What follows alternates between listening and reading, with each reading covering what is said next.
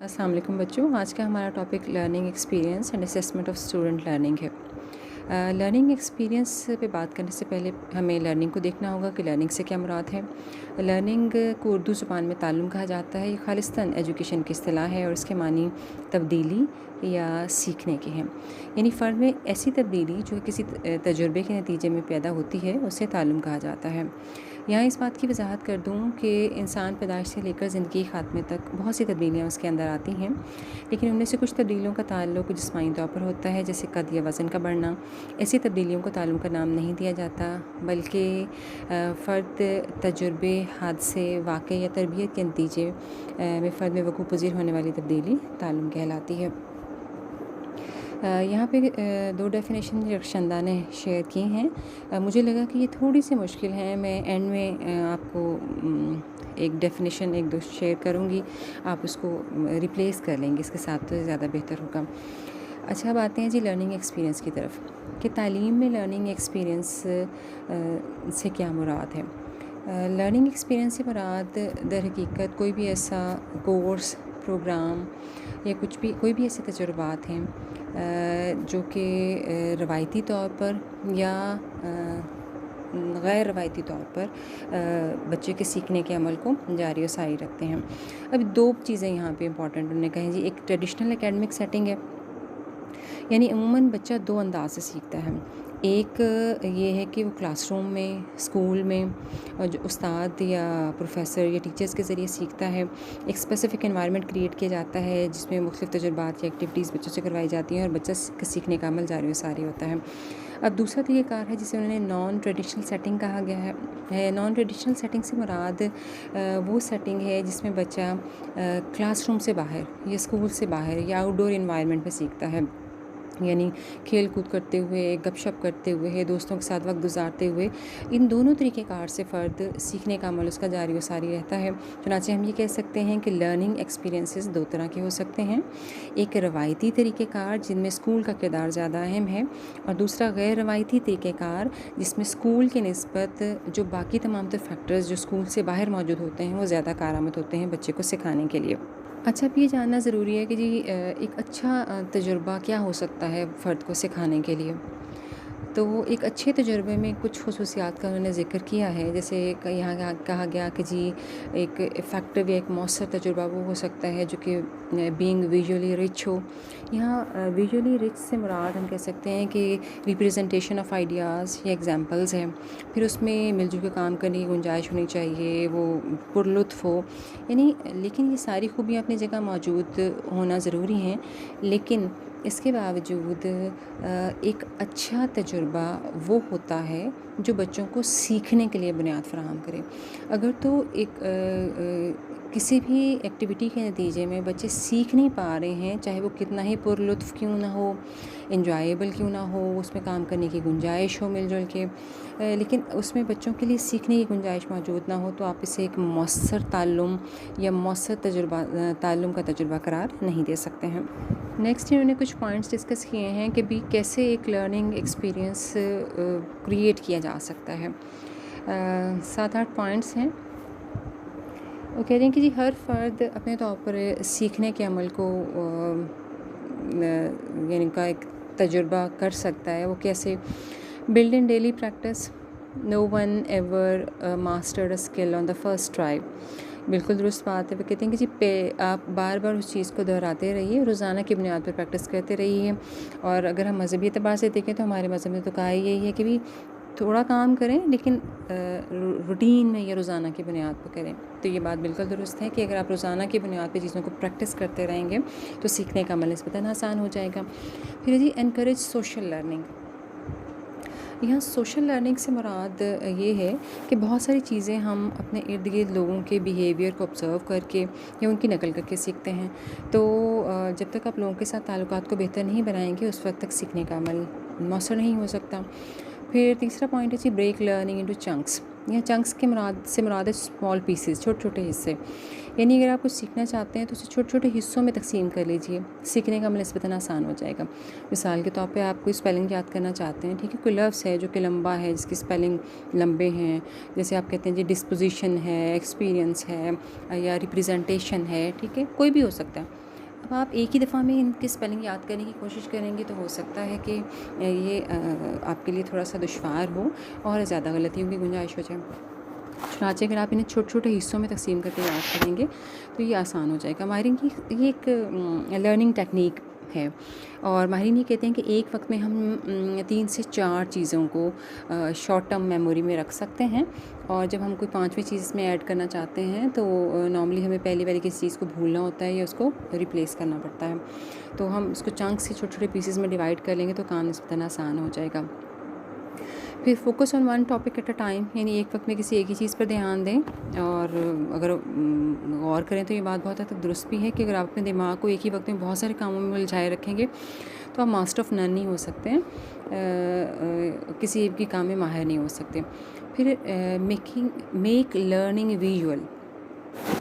اب make learning visual سے مراد یہ ہے، ماہرین یہ کہتے ہیں کہ بہت ساری چیزیں آپ اس صورت میں سیکھ سکتے ہیں جب آپ اس کو دیکھتے ہوں. ٹھیک ہے، یعنی اس کا تعلق آپ کے دیکھنے کے ساتھ ہو، یعنی آپ جن چیزوں کو دیکھتے ہیں ان کو زیادہ دیر تک آپ کا دماغ اپنے محفوظ رکھ سکتا ہے یا آپ انہیں بہتر طور پر استعمال میں لا سکتے ہیں. نارملی لرننگ ویژول میں کا تعلق گراف، چارٹ، نقشے اور تصاویر وغیرہ کے ساتھ ہوتا ہے. پھر لرن ان کانٹیکسٹ. یہاں لرن ان کانٹیکسٹ سے مراد impact of situation in which something is learned, یعنی کسی بھی حالات یا واقعات کا جو ایک تاثر ہے وہ سیکھنے کے عمل پر اثر انداز ہوتا ہے. مثال کے طور پر کلاس روم کا انوائرمنٹ اگر بہترین ہے، اکوپمنٹ موجود ہے، استاد جو ہے وہ ٹرینڈ ہے، اس کا طریقہ کار بہتر یا مؤثر ہے، تو یہ چیز آپ کو سیکھنے کے لیے مؤثر ثابت ہو سکتی ہے. پھر جی یوز اسپیسڈ ریپیٹیشن. یہ بھی لرننگ کی ایک ٹیکنیک ہے. نام سے تھوڑا سا اندازہ ہو رہا ہوگا کہ اسپیس ریپیٹیشن سے مراد یہ ہے کہ چیزوں کو دہرائیں لیکن تھوڑے سے وقفے کے ساتھ. کیونکہ دن میں ہمارے پاس 24 ہی گھنٹے ہوتے ہیں کام کرنے کے لیے. ہم سارا اس 24 کے 24 گھنٹے پڑھائی پر نہیں لگا سکتے ہیں اور بہت سارے کام کرنے ہیں. آپ کو سونا ہے، آپ کو کھانا ہے، نماز پڑھنی ہے، آپ کو گھر کے کاموں میں شامل و شریک ہونا ہے. تو ماہرین یہ کہتے ہیں کہ سیکھنے کا ایک طریقہ کار یہ ہو سکتا ہے کہ آپ چیزوں کو کچھ وقفے کے بعد دہراتے رہیں. یہ دہرائی زیادہ مؤثر ثابت ہوتی ہے بنسبت اس کے کہ آپ ایک ہی چیز کو مسلسل کئی گھنٹے یاد کرتے رہیں، چونکہ دماغ تھک جاتا ہے تو وہ فوکس نہیں کر سکتا اس پہ. چنانچہ چیزوں کو وقفے کے ساتھ دہرایا جانا چاہیے. پھر ہے جی انویسٹ ان ٹیمپریری لاس. اچھا، انویسٹ ان ٹیمپریری لاس یا ٹیمپریری لاس سے مراد ہے کہ وقتی نقصان. اب اس کو ایک مثال سے واضح کروں گی کہ کوئی بچہ پڑھائی پر اسے لگتا ہے کہ اگر وہ پڑھائی پر زیادہ دھیان دے گا تو ہو سکتا ہے کہ اس کے دوست اس سے چھٹ جائیں، تو یہ ٹیمپریری لاس ہے. تو بعض اوقات تعلم یا سیکھنے کے عمل میں آپ کو ٹیمپریری لاس میں انویسٹ کرنا چاہیے. یعنی اگر امتحانات نزدیک ہیں تو بچوں کو دوستوں پر دھیان دینے کی بجائے یا دوستیاں نبھانے کی بجائے اپنی پڑھائی پر زیادہ توجہ دینی چاہیے. جیسے بعض اوقات ٹیچرس کلاسز میں آپ کو کہتے ہیں نا کہ بھئی بس کریں، آپ دوستیاں نہ نبھائیں یا دوستوں کے پیچھے کالج آ کے ٹائم ضائع نہ کریں.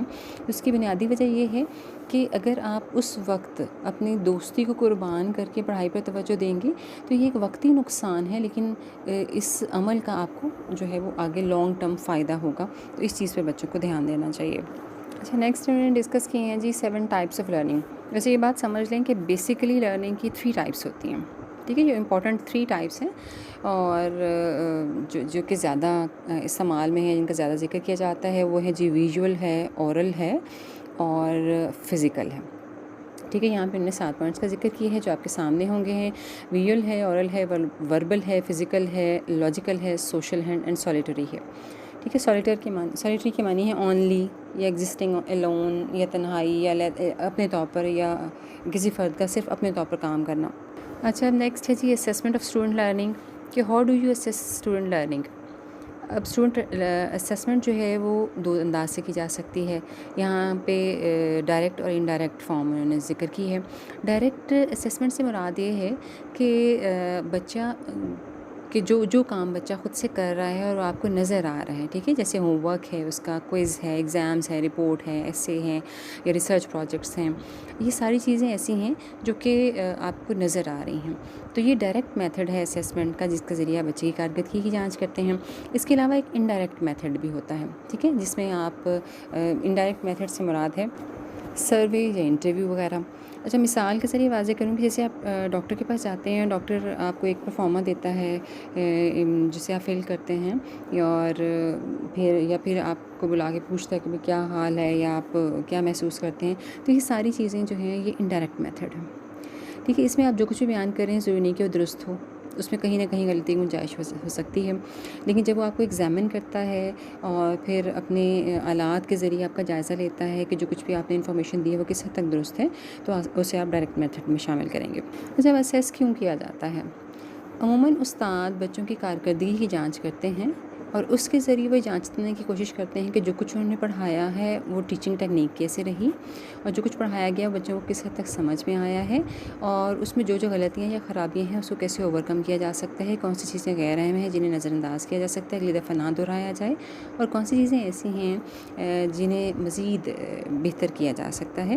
تو اسیسمنٹ اس لیے کی جاتی ہے کہ بچوں کی کارکردگی بھی جانچی جائے، استاد کی کارکردگی کی بھی جانچ کی جائے، نصاب کا بھی اندازہ لگایا جائے کہ کس حد تک پڑھایا گیا ہے، کیا چیزیں مؤثر ہیں، کون سی چیزیں غیر مؤثر ہیں، یہ سب چیزیں اسیسمنٹ کے ذریعے پتہ کی جا سکتی ہیں۔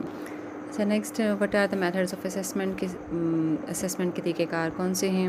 اس کو ہم نے پہلے بھی ذکر کیا کہ اسیسمنٹ کے دو طریقہ کار ہیں، ایک ڈائریکٹ اور دوسرا انڈائریکٹ، اور بیسکلی اس کا تعلق ان نتائج پر ہوتا ہے جو کہ آپ حاصل کرنا چاہ رہے ہوتے ہیں۔ وہی بات ڈائریکٹ میں کہ جو چیز آپ ڈائریکٹلی بچوں کو چیک کرنے کے لیے، یا بچوں کی اپنی کاوش یا کوشش ہے جو کہ ڈائریکٹلی آپ آبزرو کر رہے ہیں، اس کے لیے ڈائریکٹ میتھڈس استعمال کیے جائیں گے، اور جو چیز آپ کو کوئی دوسرا یا تیسرا فرد بتا رہا ہے کہ ایسا ہے یا بچے اس قابل ہیں یا وہ یہ کر سکتے ہیں، تو وہ انڈائریکٹ فارم آف اسیسمنٹ ہو جائے گی۔ اچھا، اینڈ میں پرپز یہاں پہ انہوں نے ذکر کیے ہیں، 5 پرپز آف اسیسمنٹ اس کی ہیڈنگ دی ہوئی ہے۔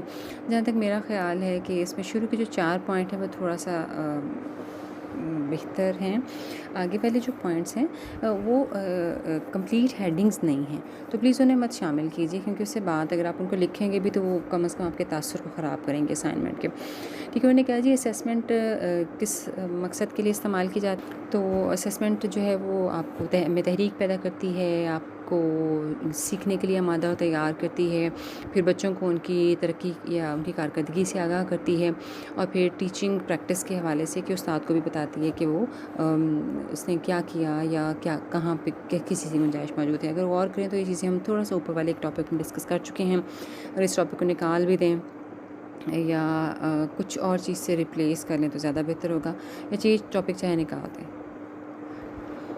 باقی سارا کچھ بالکل ٹھیک ہے، اور جو بات آپ کو سمجھ نہیں آئی وہ آپ مجھ سے پوچھ لیجئے گا اینڈ میں۔ یہ ٹاپک آپ کا کمپلیٹ ہو گیا، میرے پاس اس کے علاوہ کوئی اور اسائنمنٹ نہیں پہنچی ہے جس کو کہ میں ایلیبریٹ کروں۔